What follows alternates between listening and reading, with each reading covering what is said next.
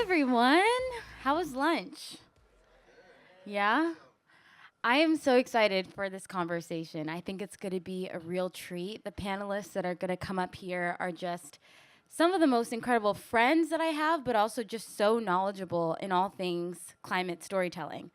So, the past 2 days, we've been talking a lot about storytelling, world building, and really what we can do within our own spheres of influence to get people to care about climate using the power of story. And this specific panel is going to be talking about the ethics behind that. We're going to be answering the question of what is ethical climate storytelling?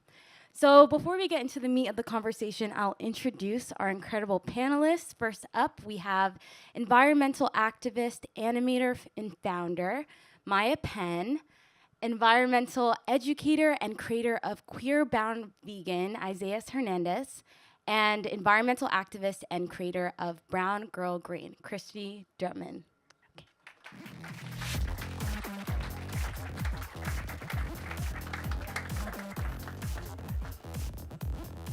You all are killing it, by the way. I love the arrangement of outfits, and it's just personality pieces all around. So before we get into our conversation, I would love to give y'all the opportunity to introduce yourselves and let the audience know who you are, what you do, and how you're approaching this conversation in regards to ethical climate storytelling. So I'll start with Maya. Thank you so much, Wawa, and I'm so honored and excited to be here. My name is Maya Penn. I am a 22-year-old environmental activist. I am an animator, filmmaker, and Simon Schuster author, as well as a 3-time TED Talk speaker. I'm someone who is also a sustainability consultant. I've worked with Fortune 500 companies and startups and everything in between, on their sustainability and ESG journey. And I'm also someone who has really seen and utilized the power of animation for both environmental and social good. I have my own production company, and in 2016, during the Obama administration, I was commissioned to animate the opening of the first ever digital report presented to Congress, which was to get an American Museum of Women's History built in Washington. And as of 2021, that legislation was passed through the Senate, so that's something I'm really excited about. And I really am so excited for this panel because I think it's something that's so crucial as more people are shifting their attention to how they can utilize this medium to make a difference. So, Isaias. Yeah, thank you so much again for having me. And my name is Isaias Hernandez. I am an environmental educator at first and a content creator online as Queer Brown Vegan. I don't always talk about veganism, but a lot of my work is focused on environmental justice and localization. I think for me, education has been such a powerful tool to be able to identify the current power imbalances in these systems. And I think for me, no single child or no single adult, should be ignored or neglected. Equitable environmental education that truly covers the reasons why we are in this ecological crisis. And so a lot of my work focuses on working with small organizations, institutions, and individuals to kind of push out this introductory form of environmentalism so people have the tools and to be able to educate others around them.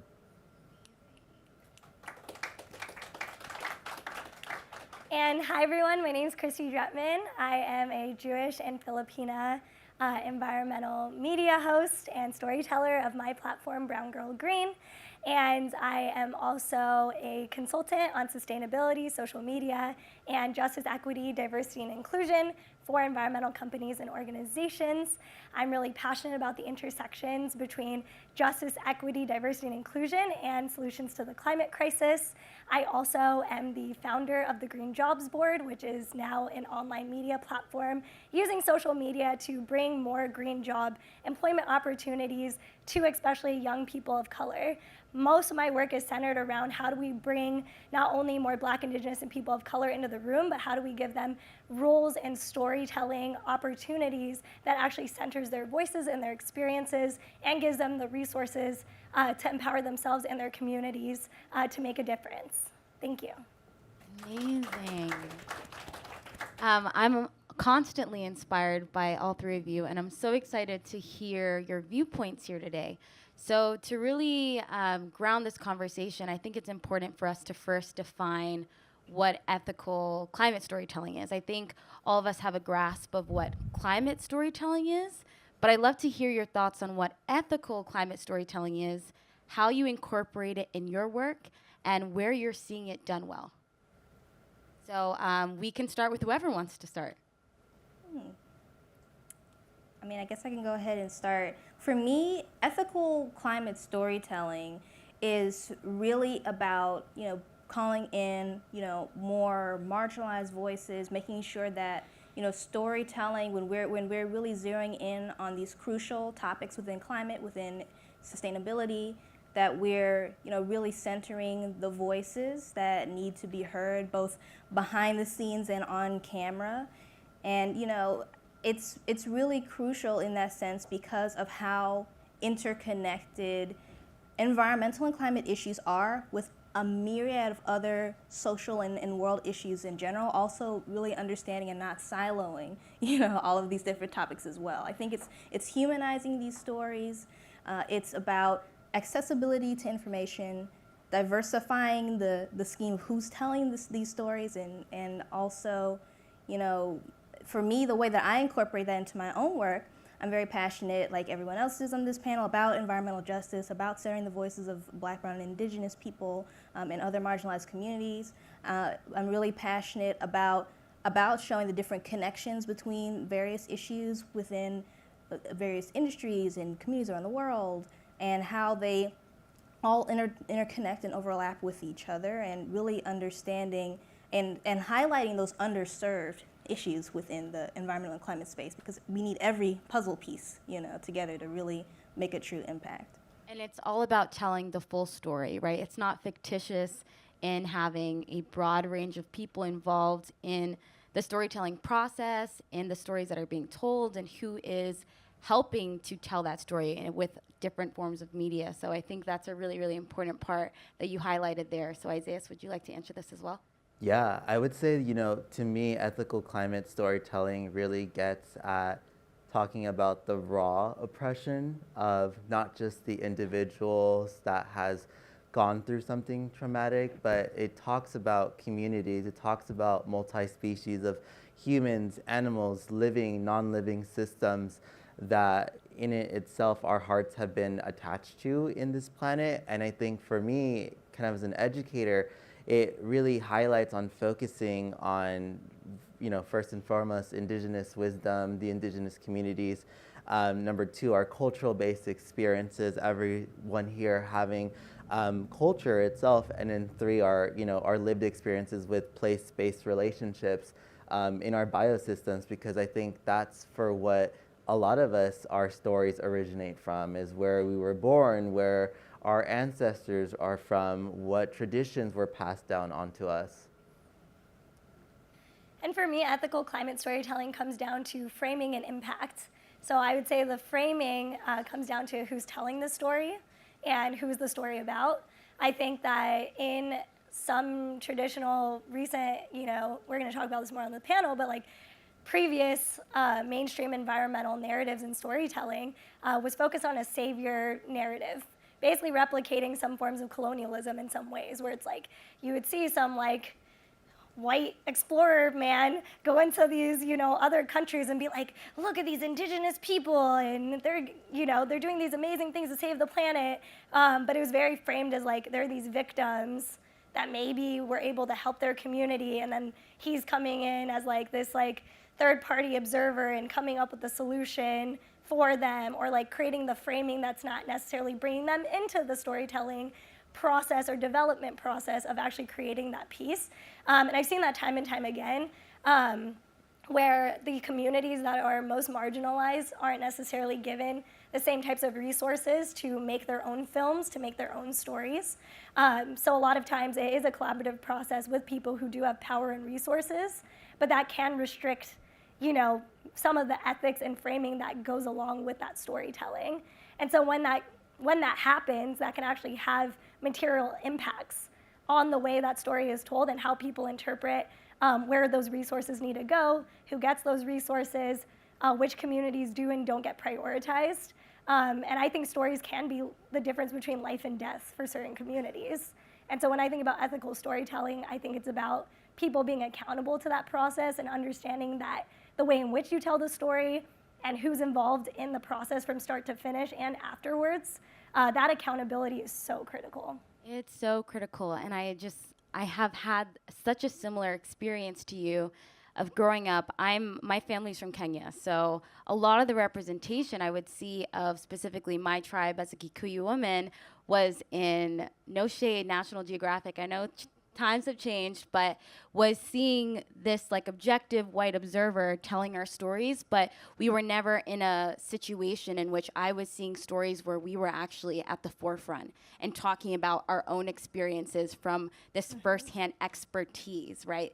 We have this unique expertise of our lived experiences because we know them best. So we've talked a little bit about this transition that we've seen in which just in our lifetime, the ways in which climate is being told is changing. We are seeing, even with you all being pioneers and centering your own voices in the way that you're communicating your own stories and then letting your audiences, be guided by that. I love to know about this transition, how you've seen it happen, and where you think it's coming from.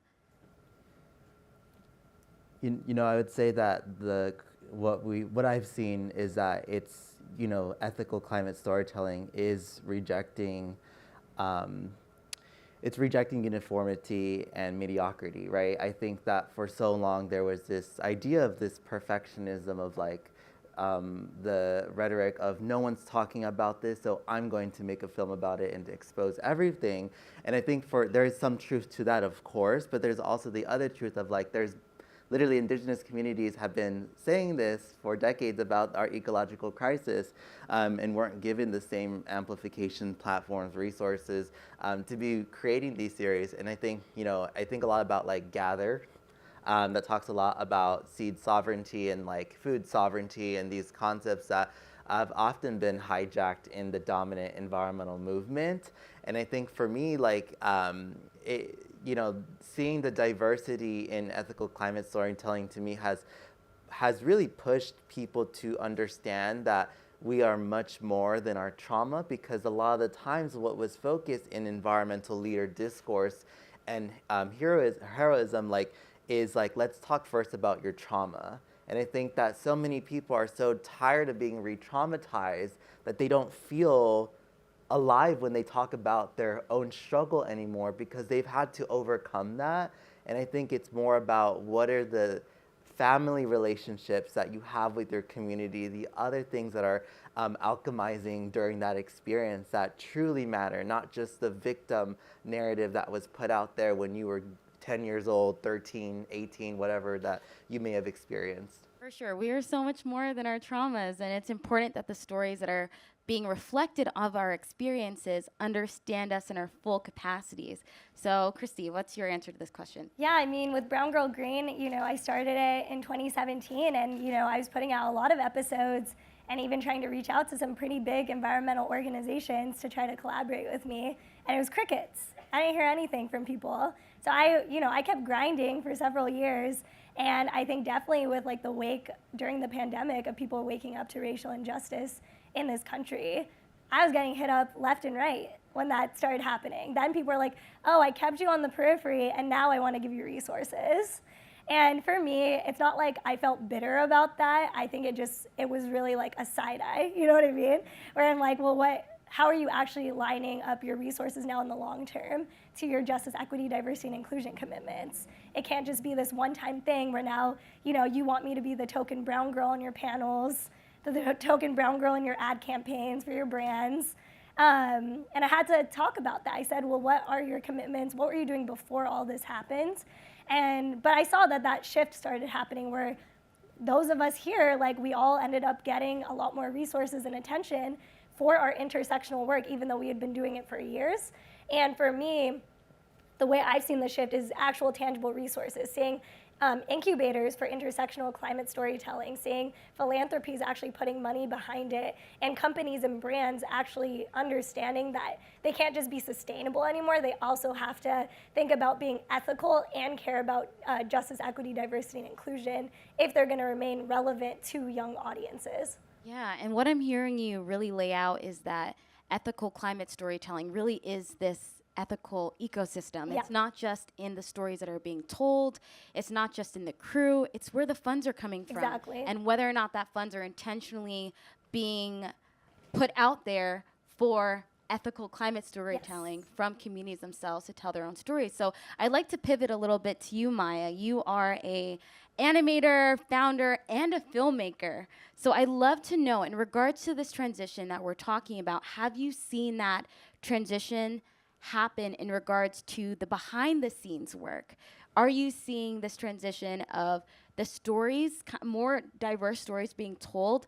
Is that reflected on what people don't see on screen? So I think what's really interesting about that is, I'm someone who's been an environmental activist since 2008 when I was 8 years old. So I've technically now been doing this for 14 years, which is kind of crazy to think about. And I've seen the shift. But the thing that's really interesting is, of course, people are looking at the industry leaders, so to speak, and the corporations that are calling these people in. But a lot of that shift has been purely community driven because the playing field has been in some ways, a little bit leveled. There's a little bit of an extra, step up to start being able to break in. You have, social media and the internet, and you have all these different platforms to be able to share your work that, more marginalized creators, so many Black, brown, and indigenous creatives and directors and writers and animators and artists and filmmakers, are now having an opportunity to kind of call their own shots. There's crowdfunding. There's so many unique and unprecedented opportunities for people to be able to independently produce their own work.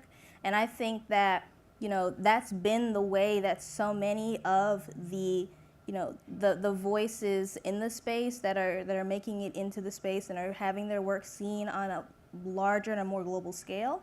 I think that's the way that it's happened. It's been so purely community driven, and now the industry is having to catch up with that, and they're having to meet those creators because they've seen, okay, well, nothing's really, going to be stopping them. Of course, we need more resources, in these communities. We need more opportunities. There need to be more, more access to, support and funds and mentorship and everything under the sun.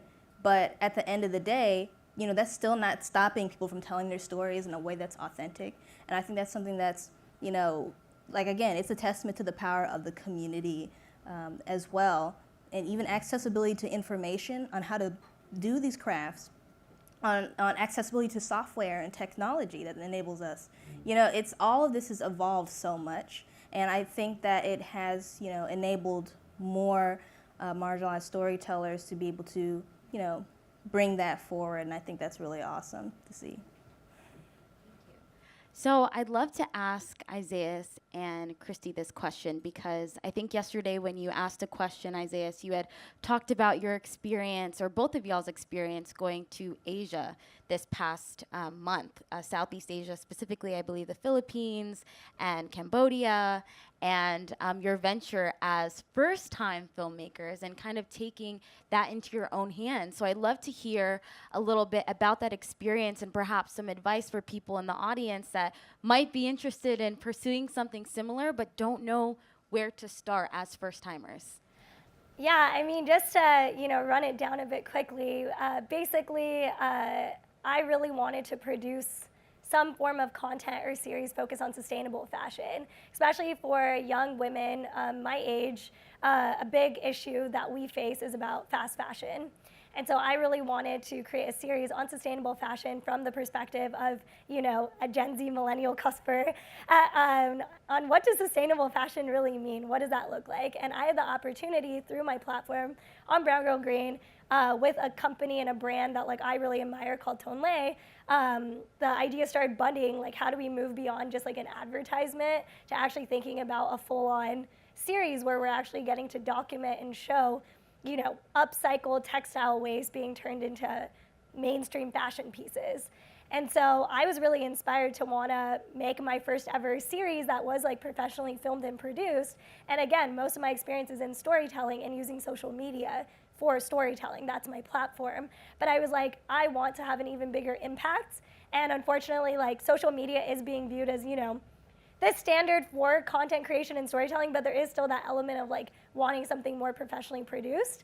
And so we began our journey traveling to Cambodia this past month, working with this brand to think about that, telling that story. We had an entire Cambodian filmmaking crew.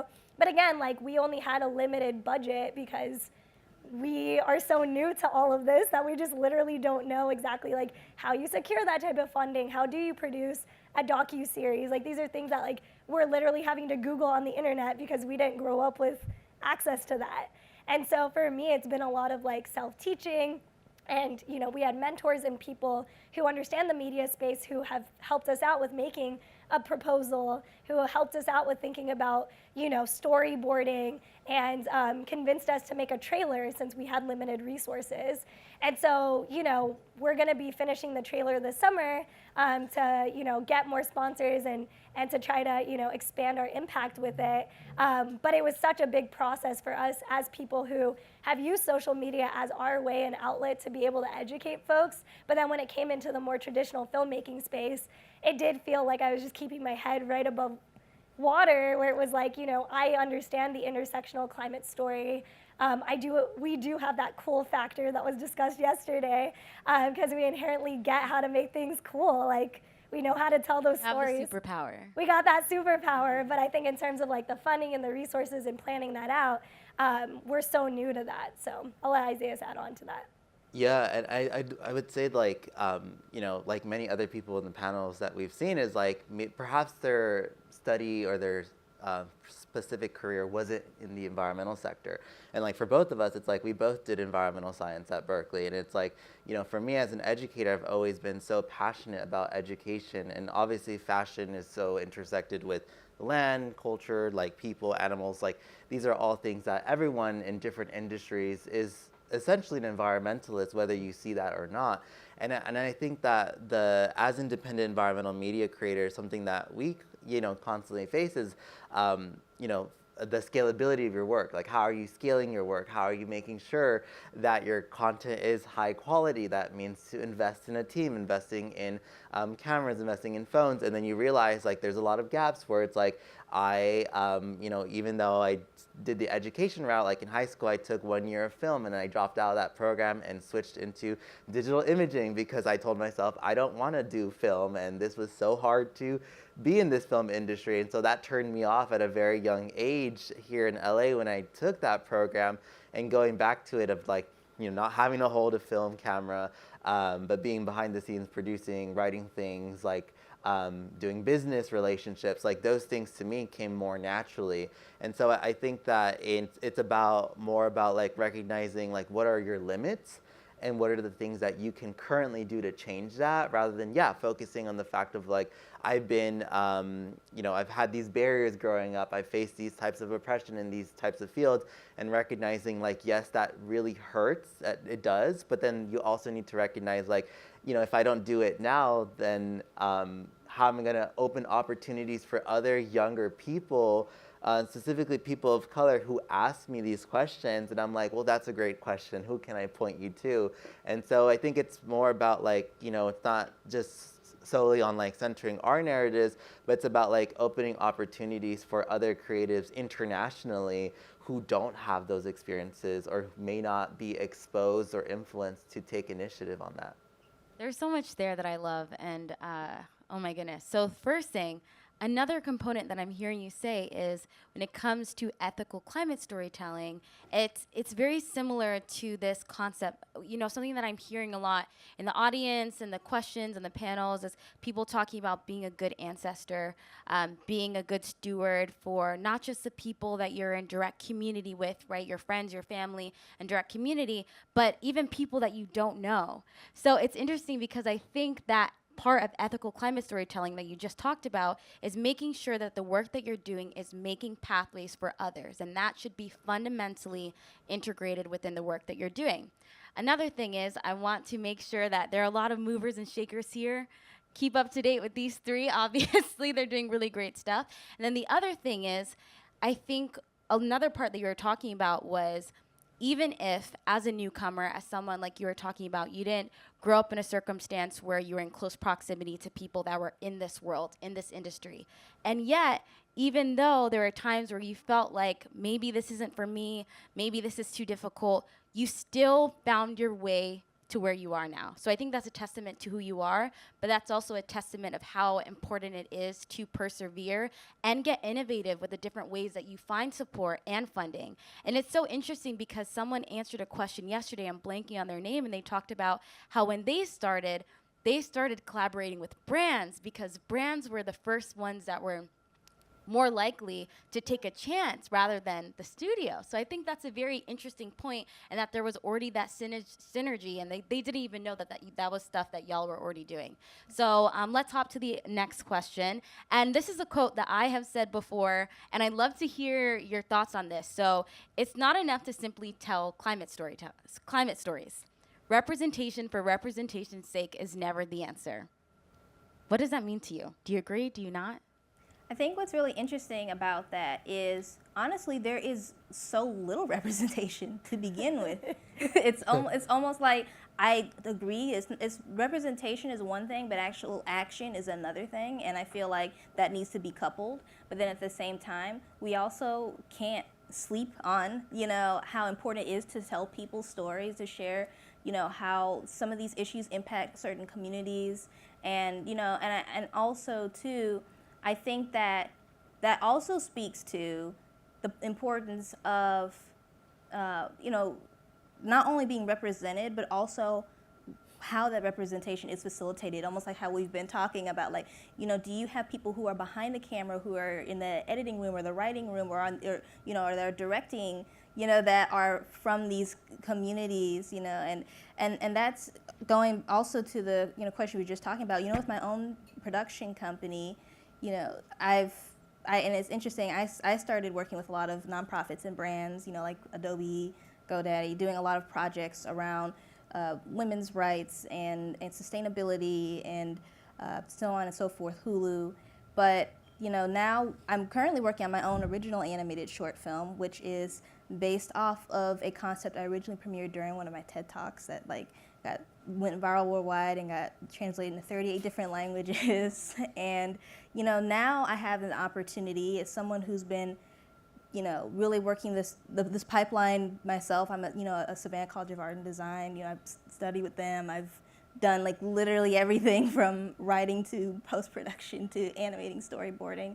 And now I'm bringing on other, Black, brown, and indigenous artists, women and gender nonconforming artists and, disabled artists, and it's super awesome. And so now I'm able to help reach back and bring in a lot of the people who haven't been able to, really find their way in the industry or find their voice to, create this project, which is what I'm really excited about. So I think that, to your point of the quote, it's really important as how that representation is facilitated, because of course we talk about representation matters, but that doesn't just mean, on the screen, it also means behind the scenes, as well, because, even when we're talking about something that's fully centered on animals and plants, a lot of species and ecosystems have specific, significance to certain people. There are so many indigenous communities that have been protecting, the majority of the world's biodiversity, and they have their own specific 80%. knowledge.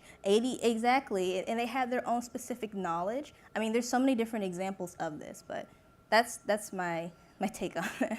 Right, and you're talking about behind the scenes and then also the implications. So after, you've packaged up some whatever type of media that you're putting forth, and it's, falling under this ethical climate storytelling, I think it's important also to focus on what are the viewers, what is the audience taking away from this, and what are the implications of that? Are people going to see something by you, Maya, and say, oh my goodness, there is this other Black woman that is telling these stories. Now I can reach out to you and get some advice, or now I know it's something that I can do because I have that representation. And also the implications of, whoa, this is providing some action steps integrated within this story. Now I can walk away from this and actually take some action in my community, in my personal life, in my workspace, whatever it might be. So what do y'all think about that quote? Yeah, I mean, just building off of that, I would say that like representation is great to some extent. Like we were saying, there's already not that much of it, especially in the environmental storytelling space. So I think those of us, we all kind of know each other at this point, and we're all each other's support system.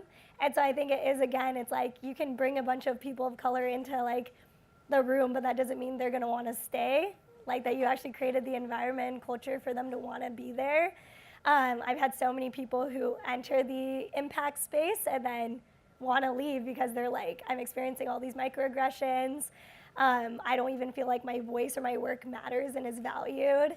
And again, like people in this industry may just say, well, you're replaceable, we could find someone else. But then it's like at the end of the day, then how are you going to actually make those commitments to your justice, equity, diversity, and inclusion commitments, right? And so there's a disconnect there. And so for me, I think it can't just be representation. It has to be also institutional change. This whole conference, we've been talking about institutional change for climate, carbon emissions, all these things. But it's like, where's the discussions around labor, about work culture, about human rights? I think that also equally needs to be discussed just as much as your net zero goals. And I think it's just not happening in sustainable companies to the extent it needs to be. And I know that from personal experience as a quote unquote influencer who's worked with many of these brands, they have the best sustainability commitments, but when it comes to the models they use or the stories they're telling about their brand, no one who looks like me. And then I'm like, okay, so why do you want to work with me then? And they're like, oh, because we love what you represent. And then it's like, what does that mean? And I'm like, if you really care about what I represent, then put the resources behind it to be accountable to that also. Right. I'm good at personally, yes. I'm seeing the ticking time, and there's just so much in this conversation that I want us to hit. So climate doomism. I'll let one of you, Isaias, you made videos about this. I'll let one of you define what that is. But what role does nihilism, doomism, even apocalyptic themes have in climate storytelling? Is there a place for sensationalism in the way that we talk about climate? You know, it's a really interesting thing because I think a lot of social media platforms are really good at perpetuating sensationalism now, especially TikTok, right? It's come under fire so many times where you see 0 to 7 second videos blowing up, have millions of views. I think with like climate doomism, and there's so many definitions out there. I'm just like someone that's like how it's defined institutionally in some ways, like due to anthropogenic human-induced actions. There is no livable future in the future due to unsustainable practices, right? But there's so much to unpack within that term and like its meaning. But I would say that climate doomism and its role with popular media, I think that it needs to be carefully crafted and carefully designed if it's truly going to be talked about.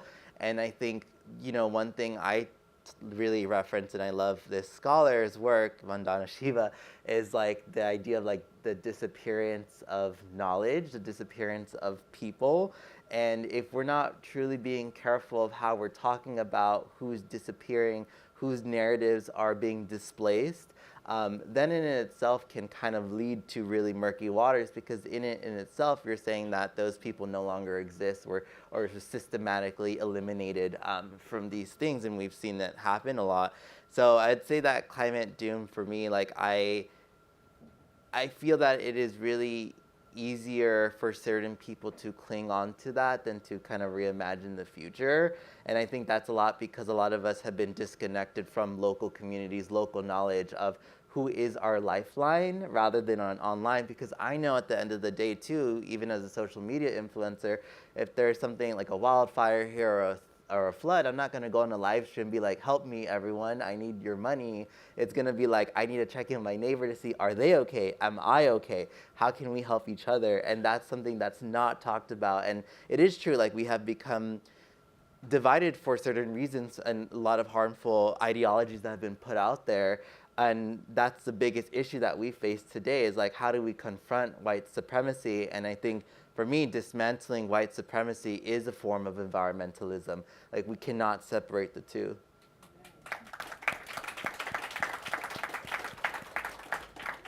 So on that point, a film that has all the rage in the environmental space and even outside the environmental space, which is really exciting, is don't look up.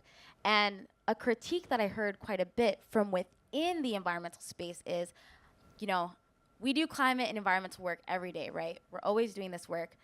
Now we're watching a film and we're not leaving with any sense of hope. Like, as people that are actively doing this work all the time, do you think that, and not everyone had that takeaway, but this is something that I heard happen quite a lot for environmentalists that are doing this work every day. So my question for you is, do you think that climate storytellers have a responsibility to integrate optimism or hope in their work?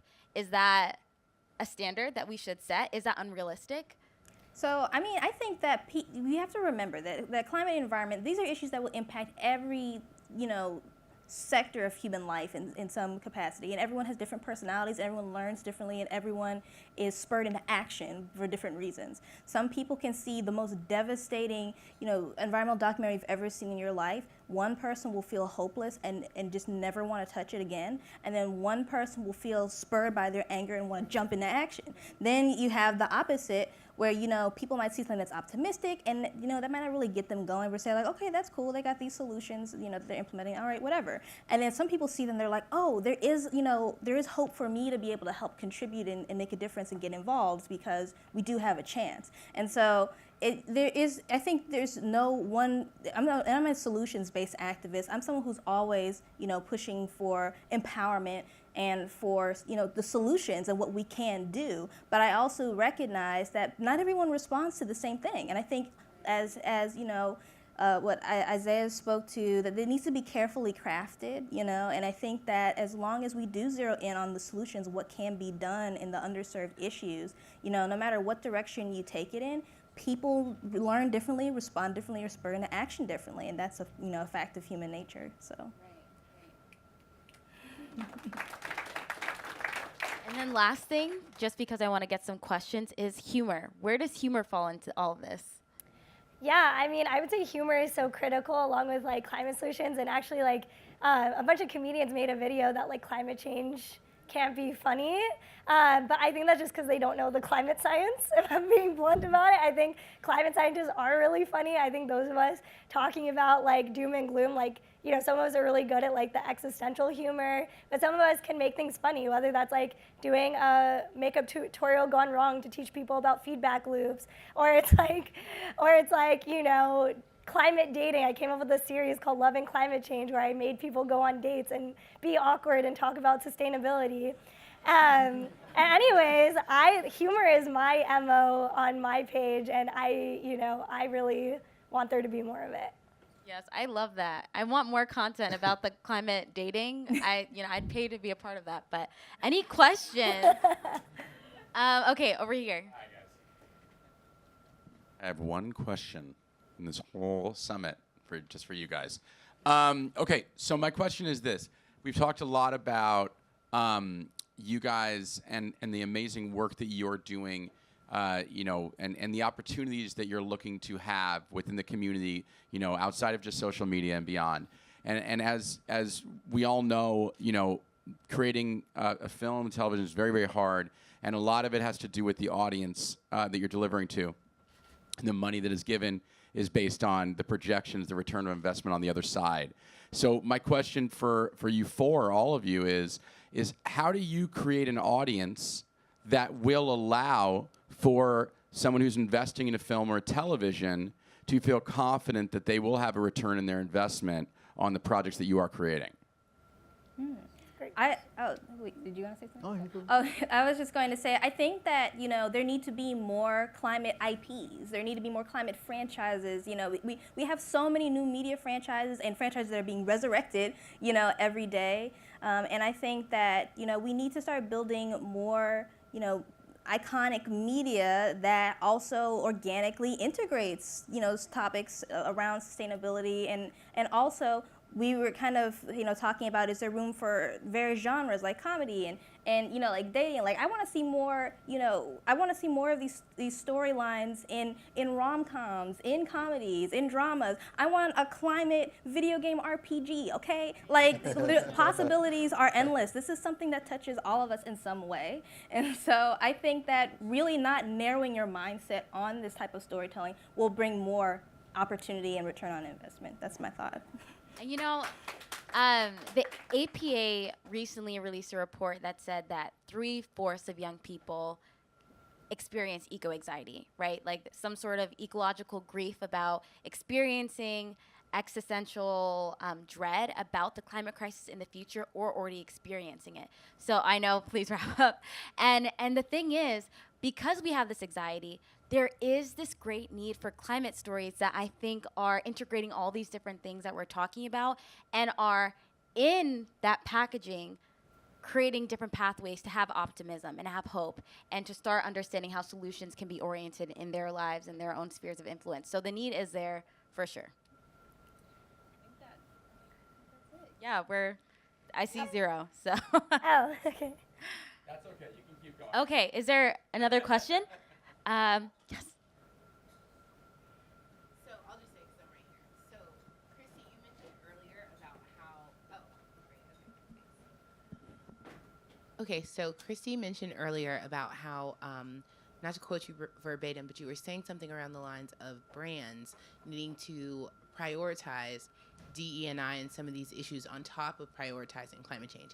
Can you please elaborate on that? Because it's something just being in the world of social I'm seeing more often. So I would love to continue to hear more about that from you. If that's Sure. okay. And I can tie it back into the previous question also.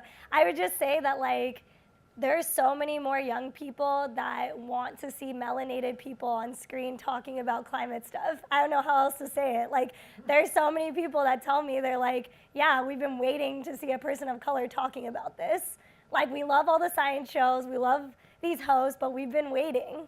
And I get that feedback all the time from people. There are black and brown scientists. And there's Oh, black and yes. brown climate scientists that don't even, anyways, that's a whole other thing. But I would just say that in terms of like the profitability, if we're talking in capitalist terms, I would say that like so many people want to see more diversity and inclusion in these spaces, regardless of the sector already. So when it comes to climate and sustainability, I think they especially want to see it because it shows that a company, again, is not only having these transparency indices around where they're sourcing their materials, but they're also talking about labor practices is what I want to specifically say. When I talk to brands, I actually have a brand scorecard. I actually ask them, I'm like, where do you source your materials and who makes your products? Because most people ask, where do you source your materials? They never ask who actually works in your factories.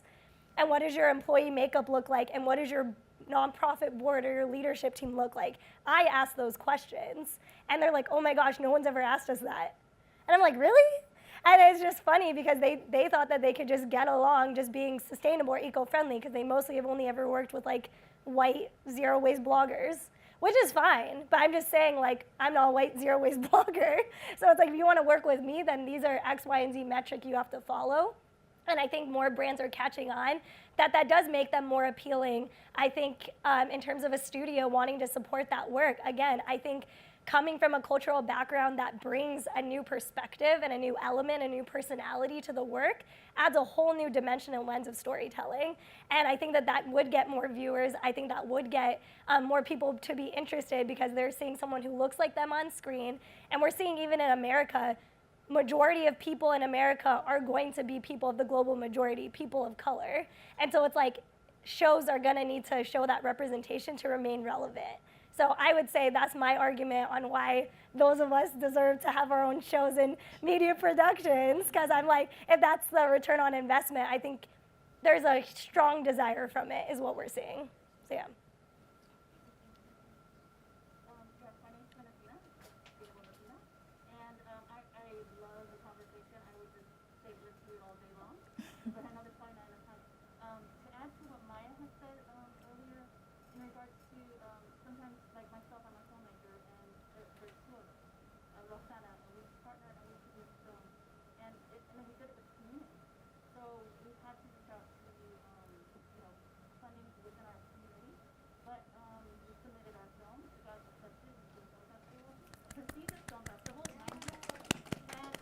nomination, for best documentary. So I can just only say that there's people that are willing to hear our voices. That's amazing. And we support the micro community, especially Pennsylvania. Congratulations. Congrats. Another person to talk to. Also launched the film festival, my first film festival. Yeah. That's awesome. So we divert film festival, so it is to amplify micro voices because as you all were stating, we are not seeing enough of that. And that speaks to how community driven this movement and this shift is. You're an amazing example of that. Cool. Wow.